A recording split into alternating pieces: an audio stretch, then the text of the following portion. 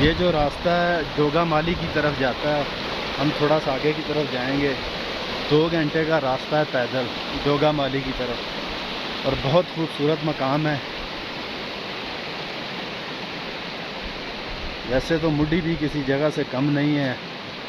एक देखने का मकाम है मुड्डी, ज़िला मानसरा सिरन वैली का एक खूबसूरत मकाम है मुड्डी। मैंने कहा चलें थोड़ा सा पैदल चलते हैं।